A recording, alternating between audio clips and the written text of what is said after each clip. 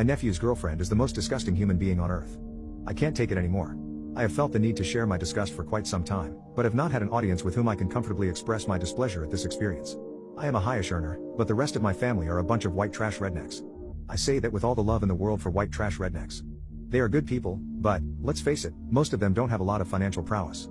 My wife and I try to help out our nephews and nieces as they grow up, teaching them the basics of personal finance.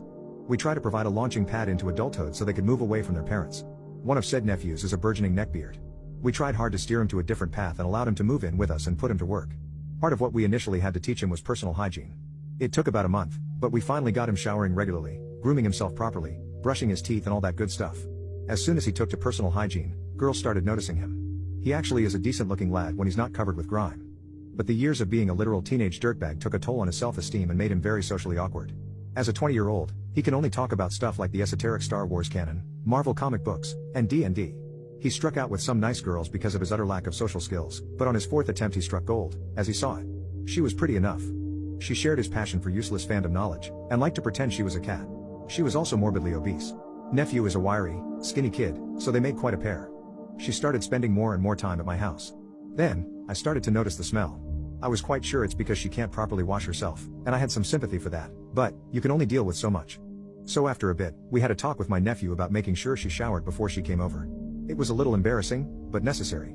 It didn't take. Worse, his hygiene started lapsing and he was developing a funk of his own. We had to simply break it down and tell them both that they had to do better with hygiene if they were going to be in our home. That conversation gained some traction, and they both started smelling a little better. She still had the smell when you got within about 5 feet of her, though. It was sincerely appalling. My wife finally explained to me that it was probably feminine hygiene issues that caused her to reek. It was the last thing I wanted to think about, but whatever. I let it be and was okay with her being over. My nephew seemed to adore her. We just left the windows open a lot when she came over. Wife and I decided at one point to take a little vacation.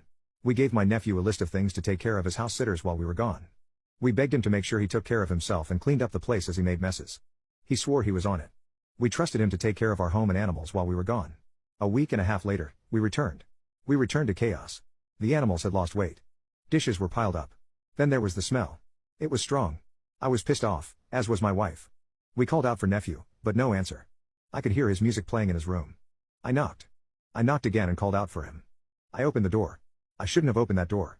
On the other side nephew and fat cat were getting down. He was going to town railing her.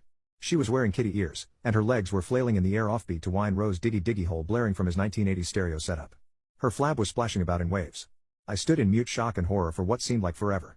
Then, the smell hit me full in the face. Mixed with my nephew's stench and smells of fornication. I could taste it. It was a cloying blight that consumed my senses. I immediately, reflexively, gagged, and then vomited. I could not help it. I ran from the room vomiting down the hallway, passing my shocked wife. She said, "The smell?" I could only nod while voiding my guts into the toilet. Once I calmed down, I asked her to please ask them to leave. Before that time, I could not fathom that somebody could smell so bad as to make another human instantly vomit. I would not have believed it possible. I was so naive, and so wrong. The whole thing had me incensed. I was exacerbated by my slight feeling of shame for vomiting at her smell. There was also anger that I was feeling ashamed.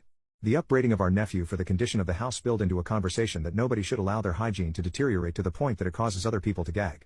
He took it much better than I expected, and said he would move in with her. In the aftermath, we had to have his room, our game room, and the living room professionally cleaned. We couldn't air it out enough to get rid of the stench. Since then, my wife and I use it as the pinnacle of disgusting. Stuff may be foul, but it cannot measure up to the stinky kitty incident.